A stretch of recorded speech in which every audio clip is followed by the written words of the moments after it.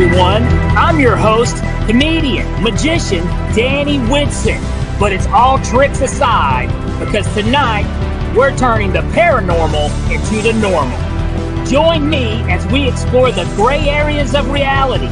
We're going to talk all things paranormal, UFOs, ghosts, cryptids, and aliens, and see how it's all connected. This podcast is brought to you by the Experiencer Support Association, and we are live. So if you're an experiencer yourself, or you're just plain nosy, be sure to send me your question and subscribe to the podcast.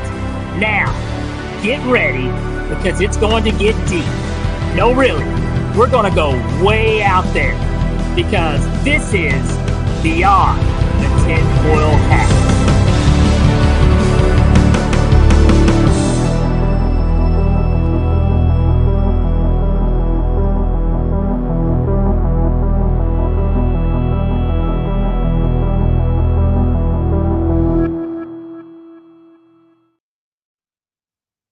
What's happening, my paranormal junkies? Welcome to Beyond the Tinfoil Hat, and I'm your host, Danny Whitson. Guys, like always, we got a fantastic show tonight and an amazing guest. But first, we are broadcasting live from the UFO Paranormal Radio Network and the E-United Public Radio Network on 105.3 FM on the Gulf Coast and 107.7 FM in New Orleans. All right, there's been a lot happening. A lot of things, some old news kind of resurfaced. I just kind of found out, but I found very interesting. We've got a few documents that's been released, the JFK file, stuff like that. I don't know if you guys have dug into that, but, so there's some interesting things floating around in the conspiracy world. But I tell you what, I don't have a lot of new info. And also, I want to state that tonight's guest is so interesting with so many cool things to talk about. I want to dig right in as fast as I can. So, we're not going to be talking to Mr. Behind the Scenes, Too Nice to Be Mean, Mr. Chris Green tonight. No, we're not. He's having some tech difficulties. He's in the dark. He's with us, but his power's out. Yeah, it happens in the real world, folks. Yeah, he didn't pay his light bill. So, if you want to float some bucks or Canucks or whatever you want to call it there in Canada, they sent him something. They're just kidding. I think a power line fell. So anyways, he's in the dark, but he is here with us. So we'll see you here in a few weeks, Mr. Chris Green. But he is behind the scenes still. He's just way back behind the scenes. Anyways, we're going to get right into this. Tonight's guest, and she's super, super interesting. She's been here. Well, she popped in before. We had one episode where we popped in and we had some tech problem, but she's back. That doesn't matter now. So she's back. She specializes in the field of galactic consciousness, which I did because I love this stuff. I'm a firm believer in this. Eesha is her name, and she connects the family between humans and the galactic family. So, all right, now I'm kind of interested in this, learning a little more about the Galactic Family. And she's currently doing her PhD in UFO and UAP studies, which that's super cool that's even a thing now. That's how popular this is. So I tell you what, guys, let's welcome tonight's guest, Miss Eesha Patel. How are you doing now? I hope I didn't jack that up too bad for you, all right? But I tell you what, if you don't mind, will you kind of introduce yourself a little more in depth to our listeners? Yeah. Well, as you said, Danny, my name's Eesha Patel, and I am, a Galactic Ambassador is the title that I go by, and I've spent the last 10 years being an experiencer, and also now recently studying this at an academic level, because I think it's time that people really start to take this more seriously. And 10 years ago, this stuff was very much on the fringe. I'm sure you were around when that was going on, Danny, when it was very much just in people's basements. You would try and have conversations and kind of hope that they didn't think you were too crazy. And so where we are now, it's been nice to see there's been a lot more, seriousness put towards it, more media coverage. It's a hot topic. Even when you go out to parties these days, people are talking about UFOs, UAPs, even if they're not like into this sort of stuff. So, it's really great to be here and have this conversation with you today. Well, that's the thing I love about the time that, first of all, it's super cool the time that we do live in. Now, granted, there's things I don't like when I think about the future. I'm kind of like, oh man, the future sucks. But in some ways, I mean, never in a million years did I ever think I would live in a time to where we would actually be having these conversations about UFOs and UAPs. Congress are actually meeting and having conversations about it. They're creating special groups to investigate these things. So that is wild. That is amazing. And it's also that we live in a time to where people's minds have finally opened up to where, that you can have these conversations and people not think that you're cuckoo for Cocoa Puffs, So, and just like what you're doing, getting your PhD in UFO and UAP studies, yeah, that's a real thing now. That's something that you can do because there's so much. This is a topic that is wide out on the, wide open on the table now. Yeah, I love it. And a little backstory for you there, Danny. So about 8 to 10, what was it? In 2015, so about 9 and a bit years ago, in December, I was at Uluru and I connected with some Pleiadian beings there, and they actually said to me that eventually I would go back into academia. And at that point, they said 8 to 10 years from then. And so I discovered a couple of years ago that this program exists, and it had only just come out, like only just recently come out. And so I thought, well, that's really fascinating, that they could have known that about me all those years ago, but the course didn't even exist. And to contextualize that further, it's because I studied engineering as my first degree. And, Danny, I have to be honest with you, I sat there and I thought to myself, well, I studied engineering, then I did my master's in teaching, and then I'm opening up my meditation studio. And I was like, what the heck? Like, why did I spend like 7 years of my life studying when I could have just done meditation? And they said to me during this channeling at Uluru that eventually I would go back into academia, and all of those studies would give me the foundation that I need to go and do what I'm doing. And so, of course, I've had to wait all these years for the course to even become available. And then when I found out it was, I felt like, yes, this is the next step. And because I've already got the master's level, I can go straight to the doctoral. So it's like those pieces of the puzzle, sometimes they don't make sense. And in my instance, it's taken me some 9 years for that next piece of the puzzle to land and finally make sense in my life. You kind of just got to go with even though we question everything as it happens, but and that's how life is. That's how this journey is, what we're on, a lot of us like to do it like by a structure. When I do this, I'm going to do this. Nah, it don't work that way, And I think that's awesome. And now you mentioned right off the bat, and this is so crazy because this is my second season of doing this podcast, and maybe 3 or 4 years ago, if you would have mentioned the term Palladian and stuff like that, I'd be like, "What? What? But now, I've heard it said, this group of beings talked about, and this group of beings being talked about. So I know the existence of these other beings, and I find it so interesting that so many people. You guys don't know each other. I've never met, but you tell the same stories, or you've had the same experience or interaction with the same type of beings. I find that just mind blowing, and also to back up the Galactic Consciousness, kind of theory, and which, like I said, I'm a firm believer in now. Mm-hmm. But what kind of got you started? Where did it kind of pick up for you? And as far as that goes, I mean, people just don't wake up believing those things. So what made you a believer? Yeah, I mean, for me, it was firsthand experience. So it was around 2015, somewhere in the middle of the year, where I started channeling, and I had this experience where they called themselves a Council of Light back then. I wasn't tuned in enough to know whether they were from the Pleiades or from Arcturus or Sirius or whatever. I just got told, hey, we're a Council of Light. So I said, okay, all right, I'll have a listen to what you guys want to say. And they shared with me some sacred geometry codes. And so just images with some pictures on it, like, similar to the flower of life, like that's a sacred geometry, but they gave me some galactic versions of that.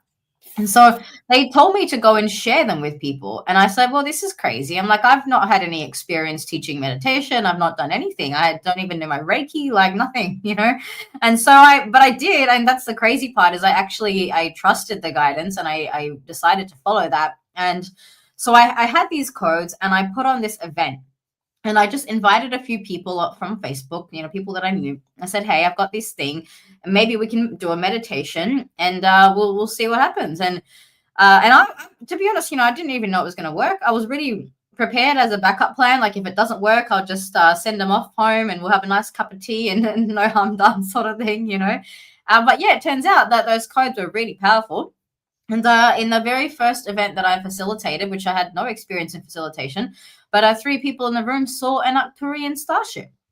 And so, you know, when I had that experience, I was like, oh my goodness, like maybe there's something to this.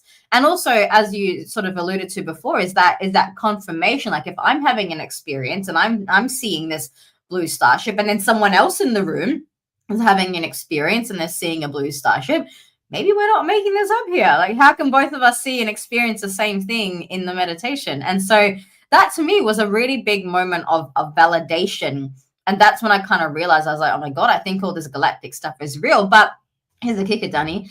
After all of that, I still didn't fully believe it. I think it took me another year or so to really wrap my head around it. And the reason for that was my first year of contact was all telepathic. I didn't have any physical sightings. I didn't have any flashes in the sky. Even if there was stuff, I wasn't perceptive enough to pick it up. I found myself at a UFO conference in Mount Shasta in that first year. And that's a whole story in and of itself, which I've shared in other shows. But I didn't even see anything at the time because my consciousness was not there. So fast forward about a year, and I had an experience where I was sitting with my friend, and she's also very connected. And she turns around to me and says, they're sending down a beam of light. Now, we knew at this point that there is a starship above us. I was attuned enough at that point to be able to know, okay, the starship is there. I can sense it. I can feel it. I get this sensation on my crown, like a sort of a pressure. So I know that it's there. And then she said, they're sending down a beam of light.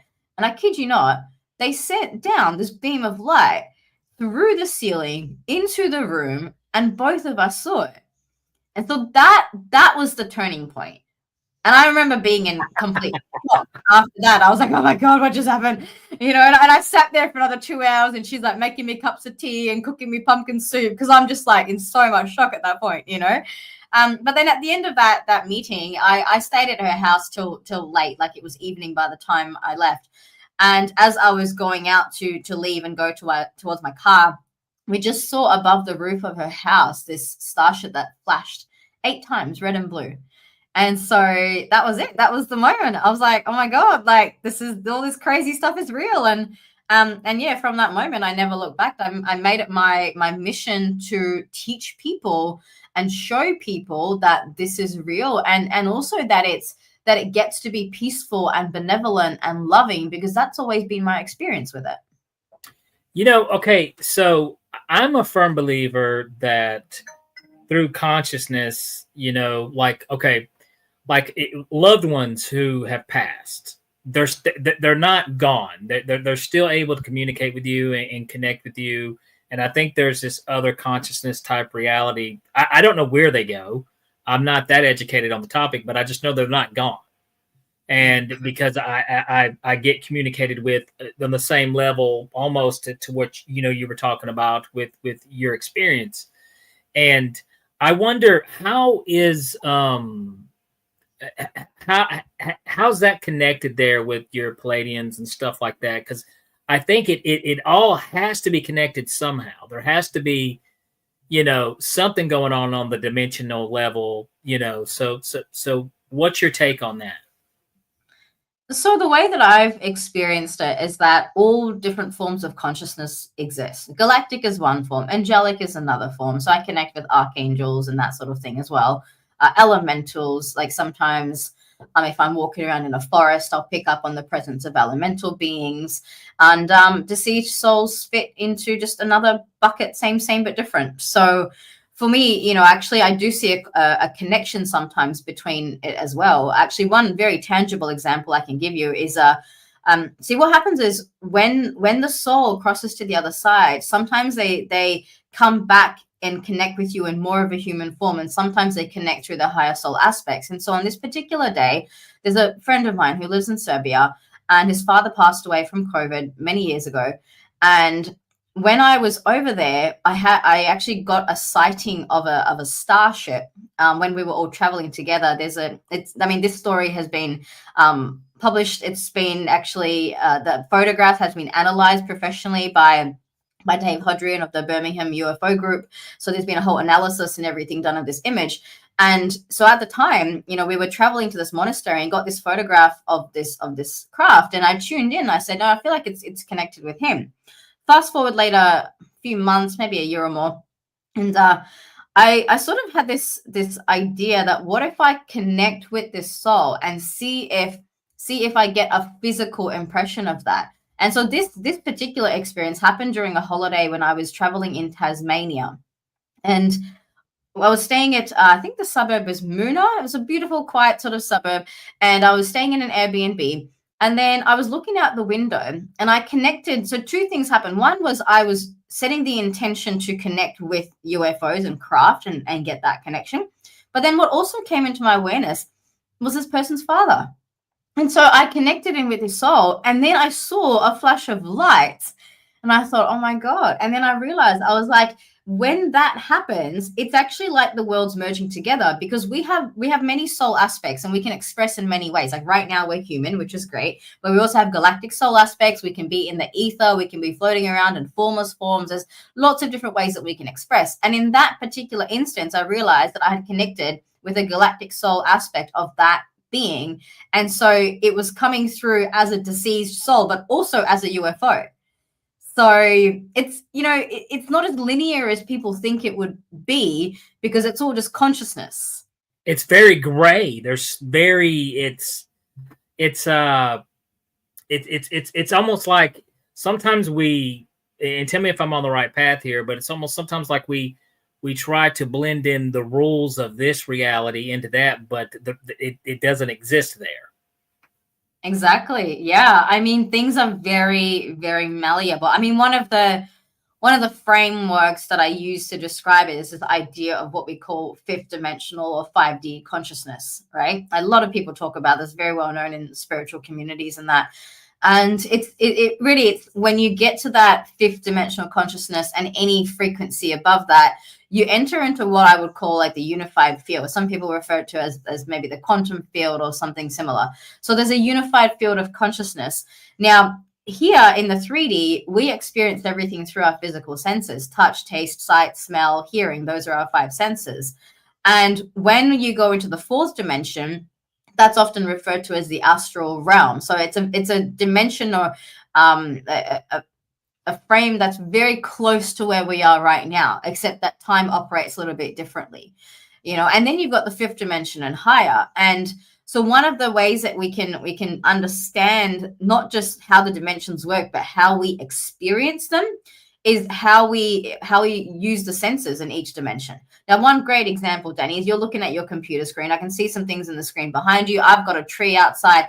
I don't see the back of any of those objects, right? But I know that those trees that I'm looking at in my driveway, there is a backside of them, but my senses, my eyes don't allow me to see that. Now, that's a limitation on the eyes. That's not to say the tree doesn't exist. And if we perceived our entire reality based only on what we see in that moment, we would have a very limited perception of reality. Now, thankfully, many of us have walked around trees enough to know there must be a back of the tree. There must be a behind side of that tree that if I were to walk behind there, I would see something there. So similarly, when we get to higher dimensions, we have to be really mindful to stay open to the idea that maybe we are limited in what we can perceive.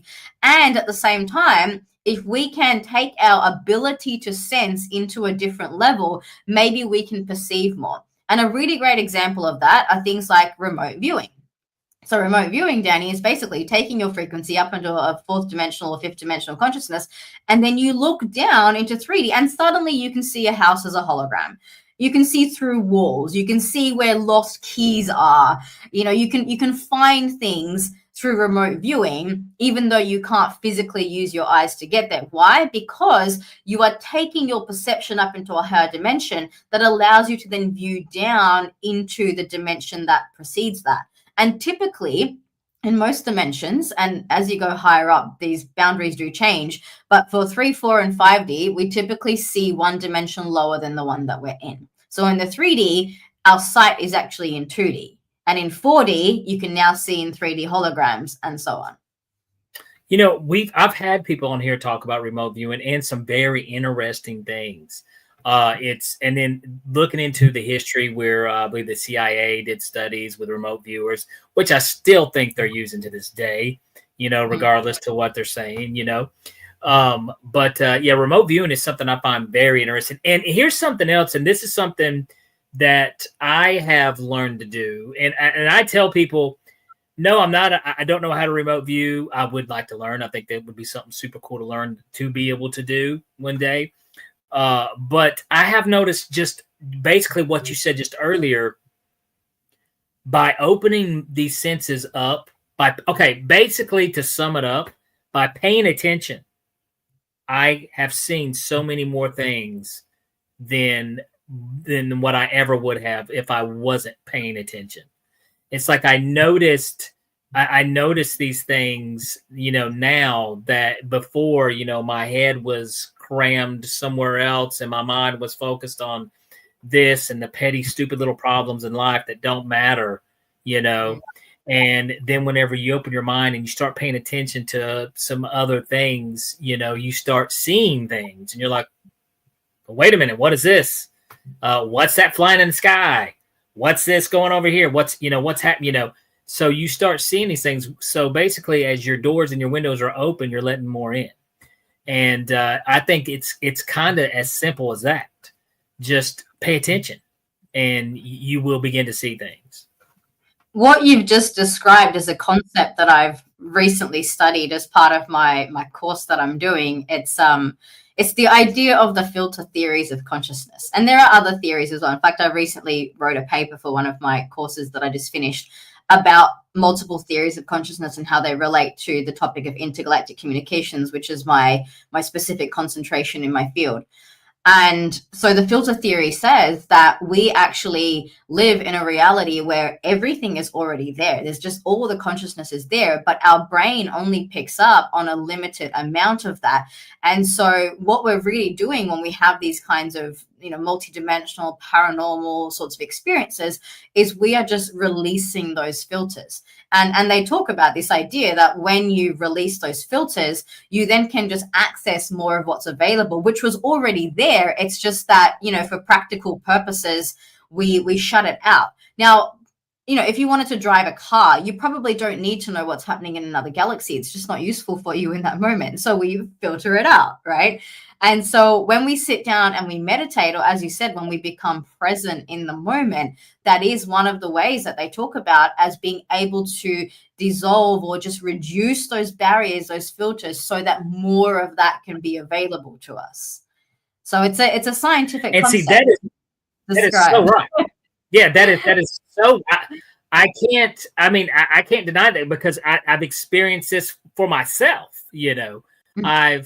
I'm like, okay, let's put this down, and let's just let it in. And when you do, you're like, whoa. And now it's become such a normal thing that it's not I'm not downplaying it, but it's not like a whoa and an amazing experience. It's like, yeah, that's right. That, that exists. That's real. This is more things. And, I've always brought this up whenever, I make up my own terms for this stuff, by the way, so bear with me. But in this world, in the matter world, in the touch-feely world, we can only experience this reality based because we're used to using our senses, our eyes, smell, ears, and stuff. But the fact that I do believe all this stuff does exist and is happening around us right now, we just but we don't have the tools in this reality that a lot of people like to stay in and exist in, that are able to see these other things or experience these other things. So kind of like the only way to do so is to expand your consciousness and through on a conscious level, remove the filters, and it'll start to happen. Now, people who have never done this, if you're listening, this sounds crazy, but I promise you it is not. And once you do it, you let those filters go, you start experiencing these things. It just becomes like everyday normal life kind of a situation. But yeah, the filter theory, I can get down with that. So there's a name for it. There is a name for it, yes. There's a couple of really good ones out there as well. Another one that we learned about was the transcendent mind theory, which basically says that it's a similar concept, that there's a vast consciousness, and in order to access transcendent states of being, we can do things like meditation or other maybe breath work or things like that to get there. And another one of the theories is, this is actually my favorite, is called analytical idealism, which basically says that we're all in this big soup of consciousness, all having discrete experiences within that. And it makes sense that we can then communicate. And so when these communications happen, he uses the analogy of the river. So the river is the consciousness, and the whirlpools within that are discrete instances of the experience of consciousness. And it's like one whirlpool bumps into another. So like I'm a whirlpool bumping into your whirlpool right now. But then if I can do that, why can't there be a galactic whirlpool that we just bump into? Like it suddenly makes it so much more possible and feasible for these things to happen. So it's really great. I mean, this book that we read, it only came out last year. Analytical Idealism is in a nutshell. It's a 2024 book. So like this is very recent kind of publications that people are coming out with now.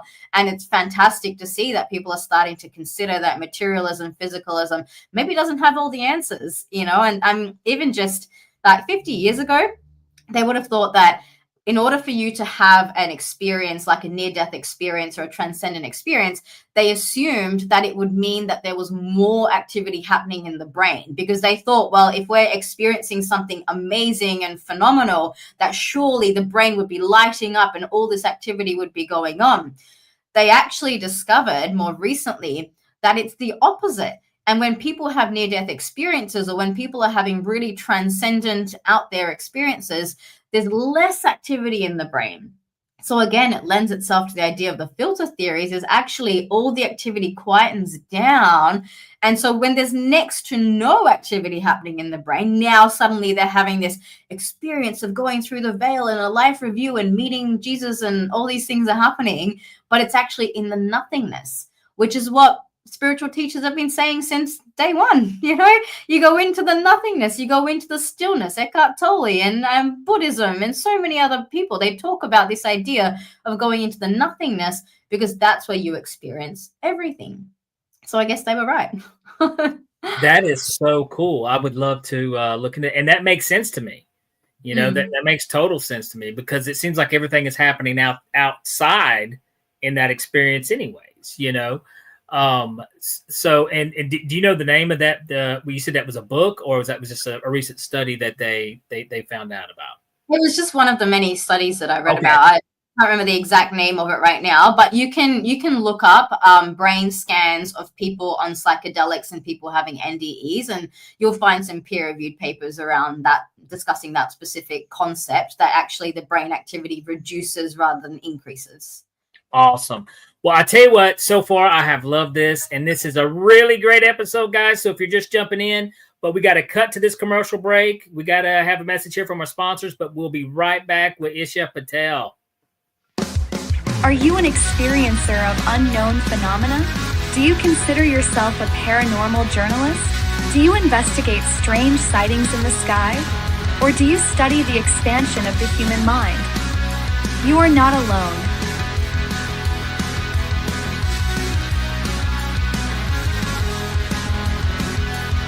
Welcome to Tessa, a one-stop shop that offers multiple services to experiencers.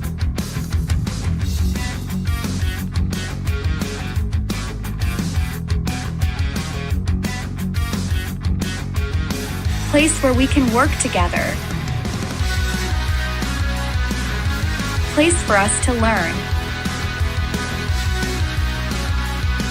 Place for us to grow. place for us to change the world. Join us today.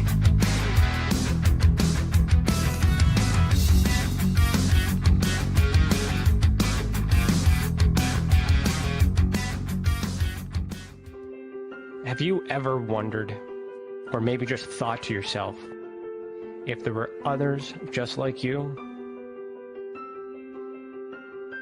You know, people with extraordinary abilities, psychogenic advancement, and perhaps unique intuitions. Maybe you just wondered if there were other people who experienced unimaginable, unexplained, or even unusual and paranormal events. Are there people who have more questions, more fears than answers? Well, you're not alone. You've never been alone. We believe you. Sign up for EA today.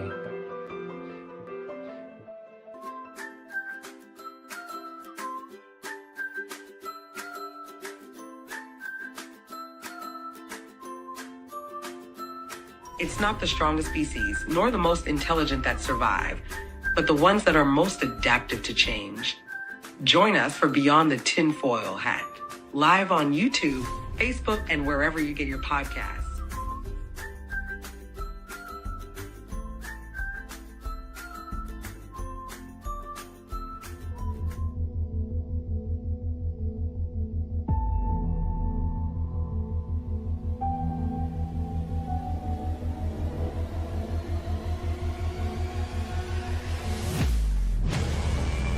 Don't miss live interviews on Beyond the Tinfoil Hat, the latest declassified Canadian UFO documents, or an inside look at groundbreaking investigations.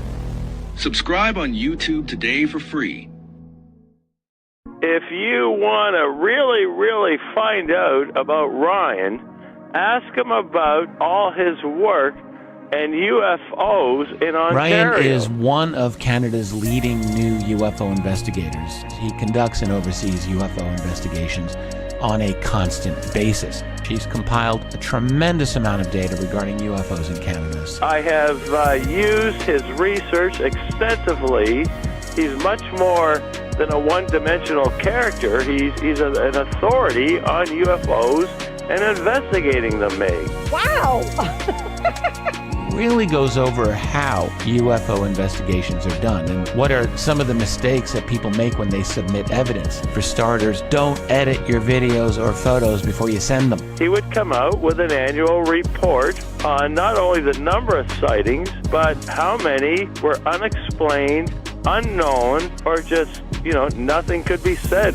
What caused it? If you want to hear more follow-up conversation between Ryan and myself, you can go to richardolanmembers.com, where we have a candid conversation on ufology, the paranormal, and more. And remember, while we learn and grow and search for the truth, let's be good to each other.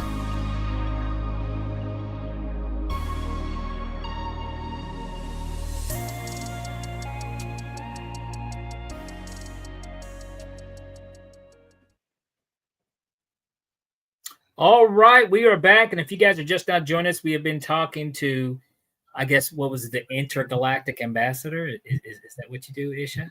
Yeah, Galactic Ambassador. Yep, it works. I always go to the Beach Boys song, the intergalactic. I love that. That's the theme song.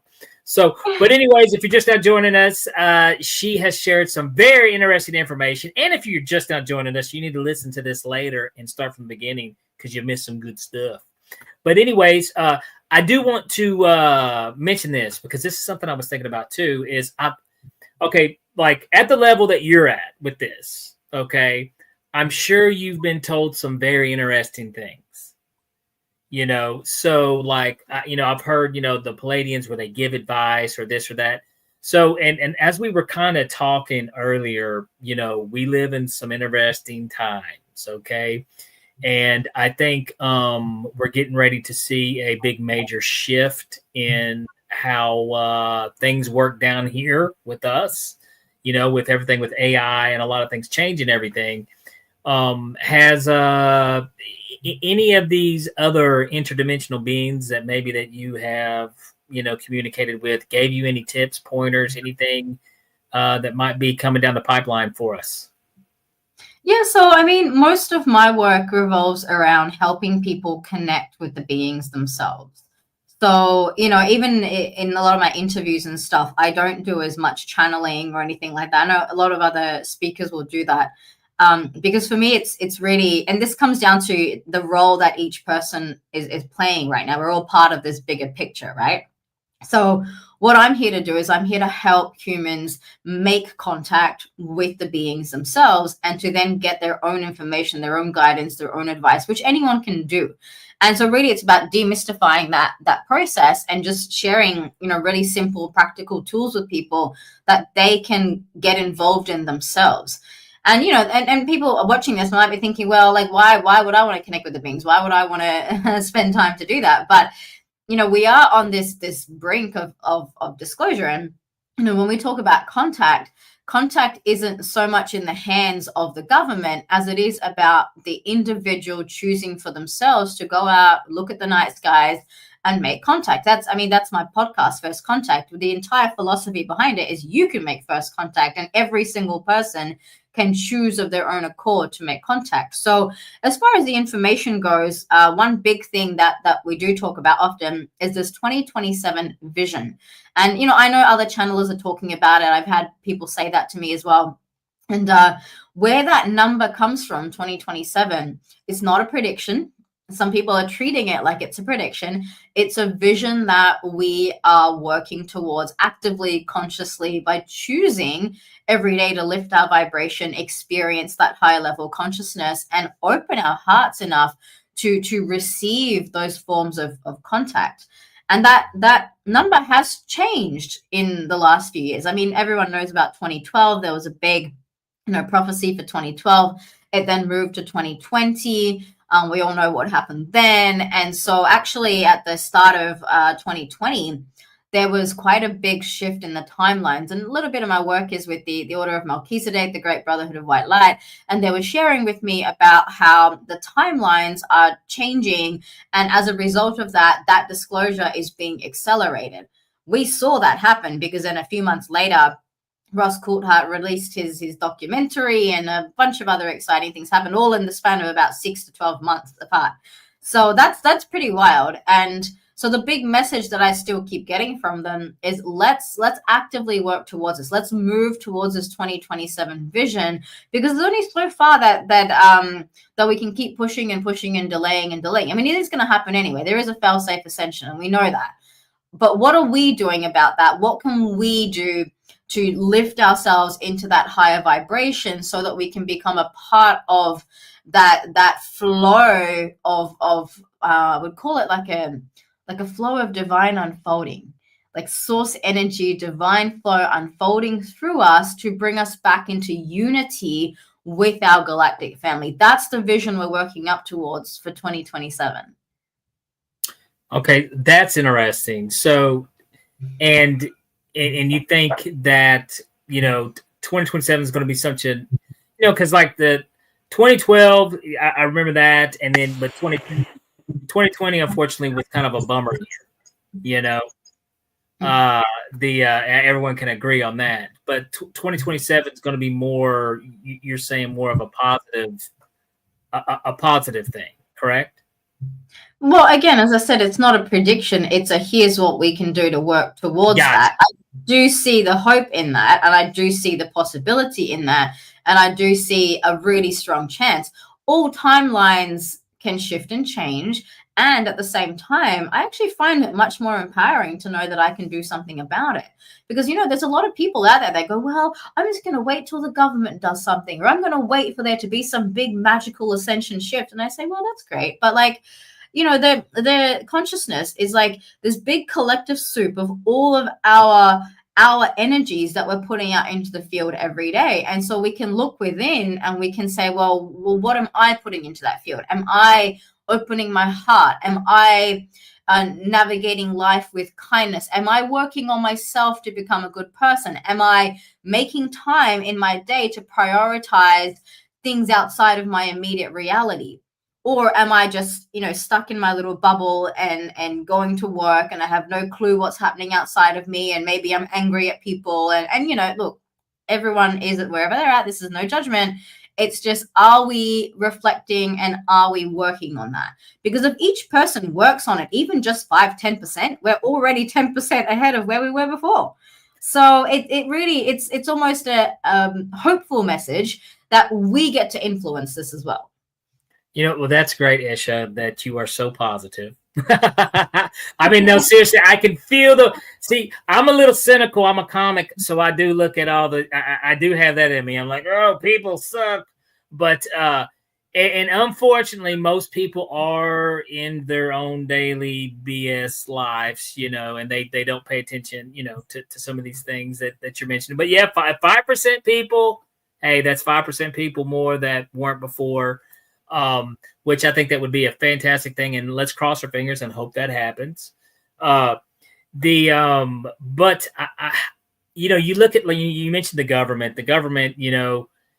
behind our backs and the big secret studies to where they are studying remote viewing. They're studying this consciousness. They're looking at it very serious. They're taking the topic very, very serious. They are, because I do feel like they know, and this is all governments around the world, whatever country you're in, they do know that this exists. They know this is a real thing.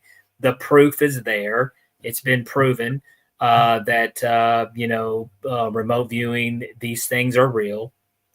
I think it's the crummy thing that human beings do, though, because I mean we're all the one of our bad tendencies is we like to, if we discover something new, we want to figure out how we can manipulate it and use it to power and even abuse it.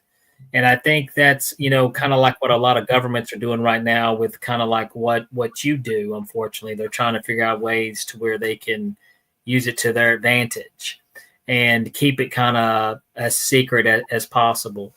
But the thing I love what you're saying is it doesn't matter what they do or what they say, because it's up to us. It's us. You can do it. You can learn how to do these things.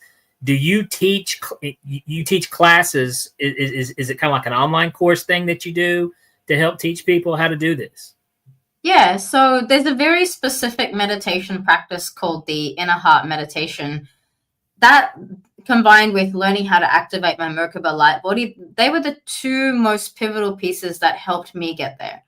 And as I said, I didn't really go looking for it. I mean, I didn't really even know it existed, but I had started activating my Merkaba light body in my sort of late teens, early 20s, for other reasons, just because I was having paranormal type experiences and I wanted to protect my energy field. And so I started taking up this meditation practice. And after about 1.5 years of doing it every single day, almost, the first 6 months, I didn't really, I faffed about a bit, as we all do. But eventually I took up a daily practice. And then when I did start doing it consistently for several months, what happened was I had this one experience where I was just sitting down doing my daily practice. And this practice was different to my other practices. On that particular day, my energy, it was like it completely expanded. And I felt so at one with everything, like it was just complete bliss. And then at that moment, I heard this voice in my head that said, Eesha, you're in the 13th dimension. I didn't know anything about dimensions, I don't know what that is back then. So, so I tried to Google it online. I was like, what's a dimension, And I didn't know about the galactics or nothing. And so when I tried to search it, I didn't really come across anything. But that kind of kickstarted the exploration about all the dimensions and all the things and all the galactics. And that's kind of how I landed into this path. And I realized, that we, through our meditation, we can shift our frequency to be able to access these spaces. And when we access these spaces, we're building communications. Why? Because that is the pathway through how they communicate. And so when I activated my Merkaba light body and then added to that a little while down the track, the inner heart meditation practice, those two practices together, they allowed me to basically have a methodical, systematic approach or process to have consistent contact. And so when I started doing that, I was like, oh my God, I can go into my inner heart space. I can activate my Merkaba light body. And when I do those things, I will connect with Arcturians or Pleiadians or Syrians or whatever other beings. And I can go walking down the street and I can be connected into my heart. I can start activating my light body. And then I will see flashes of light in the sky. And so yeah, I mean, what I teach now is the process. It's the method that has worked for me, that I've taught many other people. It's a 12-week program is the level 1.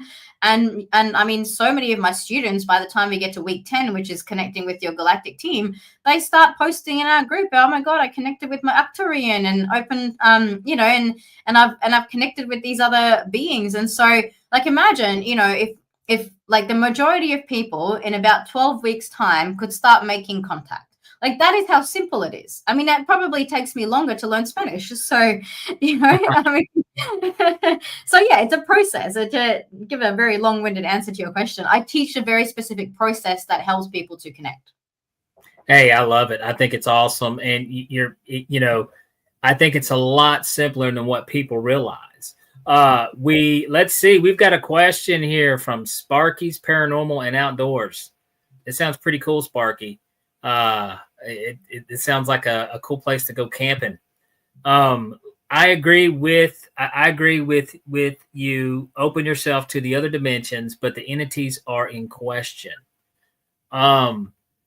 Well, I mean, I guess maybe. Let's ask. Because we talked about the Pleiadians, but you do hear a lot of talk in the UFO world. Probably the most popular ones, and what I'm about to talk about is the Greys. Have you had any communication with the Greys? I have, and this is where it first of all, the concept of discernment becomes really, really important.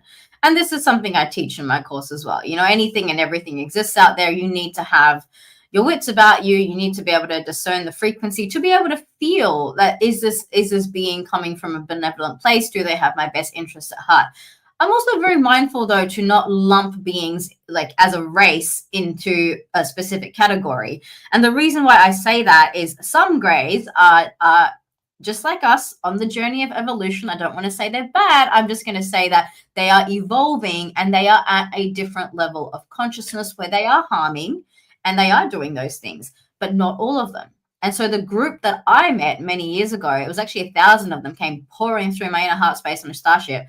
They were looking for amnesty and they were actually seeking ascension and evolution into a 5th dimensional frequency. So in that regard, I have connected with them.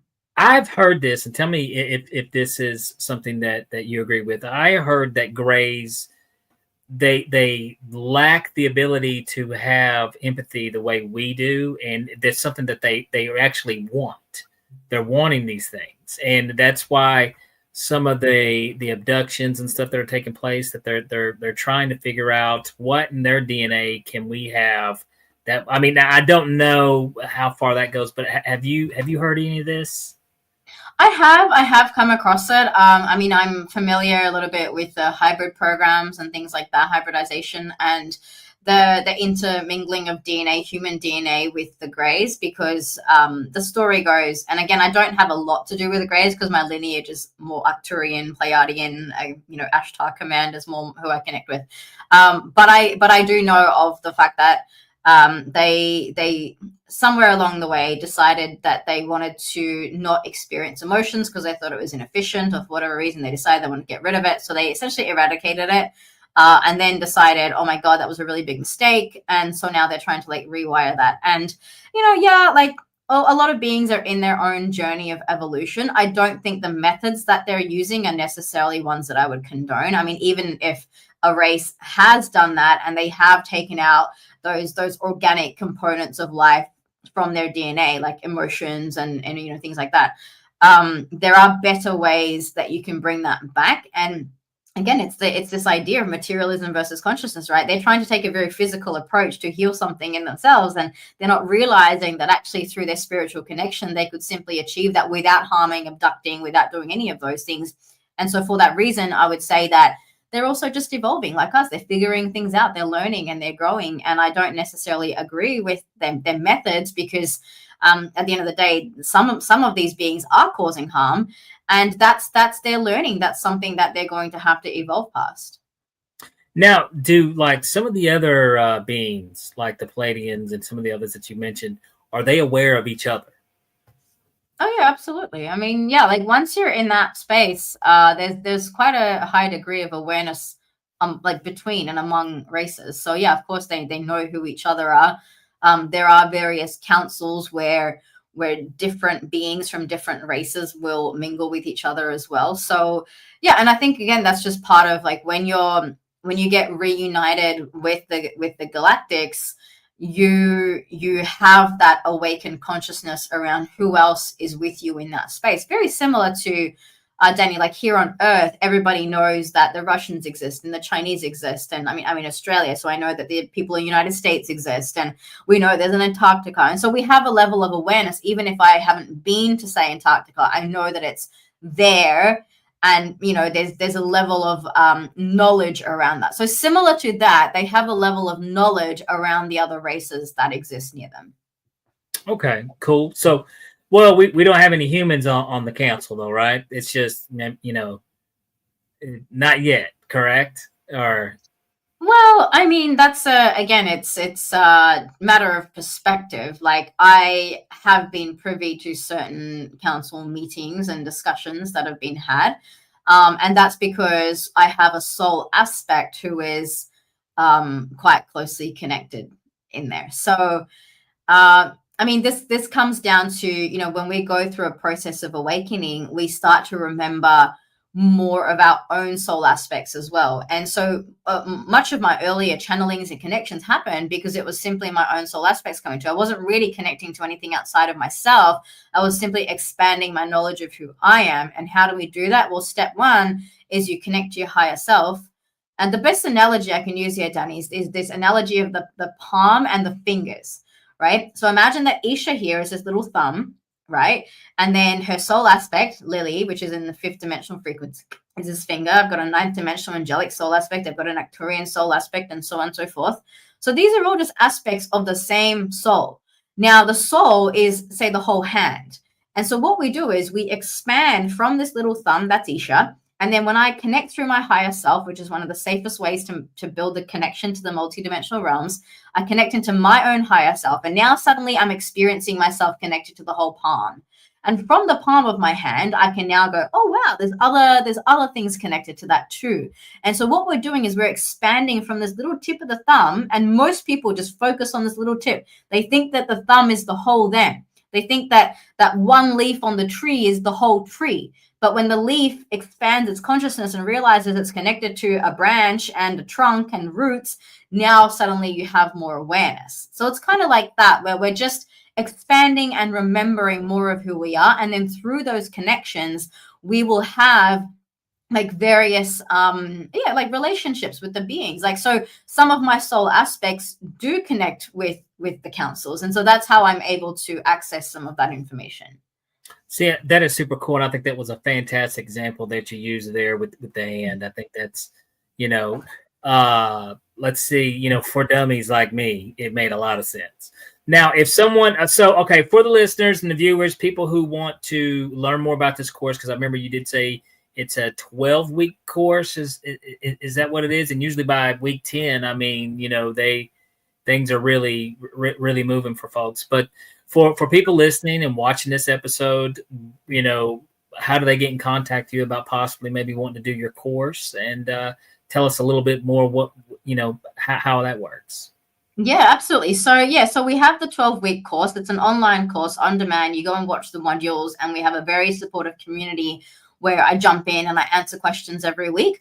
I recommend for anyone who's curious about doing the 12-week course, you first come and do my 5-day intro course. It's just an opportunity to dip your toe in the water, try it out, learn some of the foundational concepts. When you do our 5 days to 5D event, which you can go to www.5daysto5d.com using the number 5 both times, when you go to 5days-to-5d.com, you will get access to our 5-day introductory event, which is, it gives you some of the starting meditations. You get access to the full foundation practices. You get a couple of nice little neat bonuses in there as well that you can do.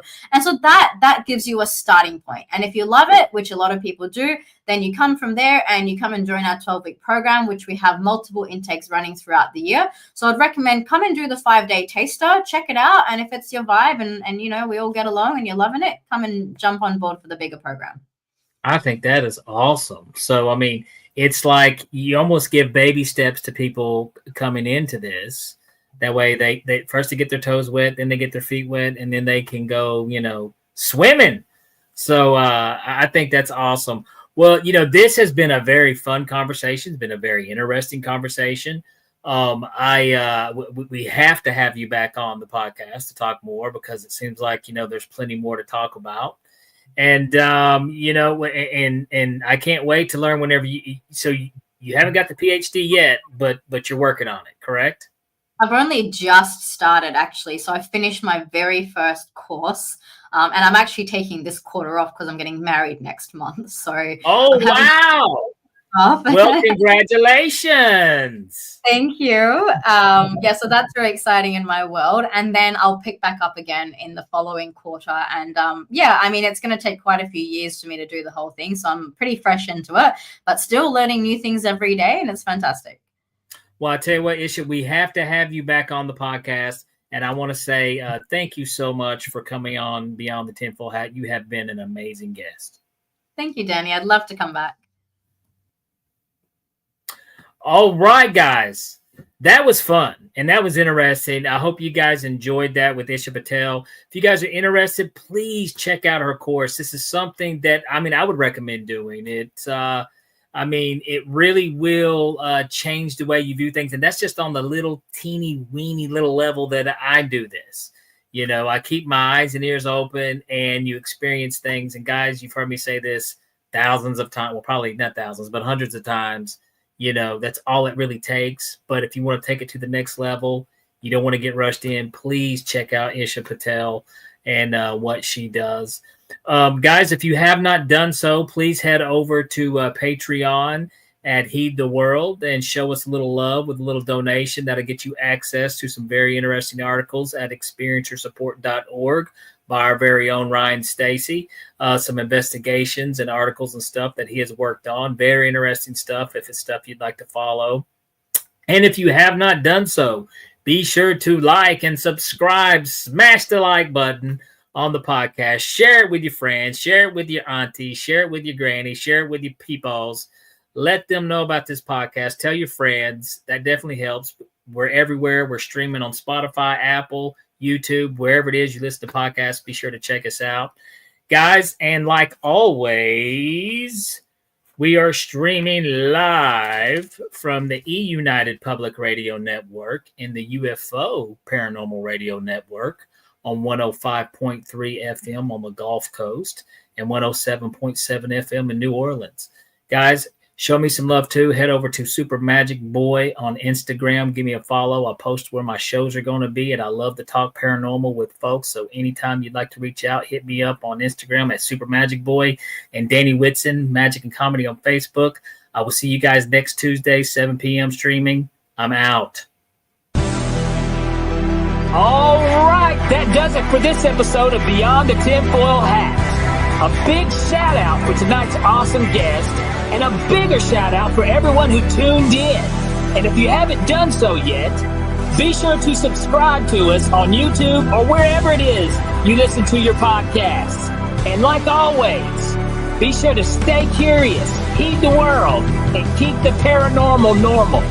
I'm your host, Danny Whitson, and this has been Beyond the Tinfoil Hat.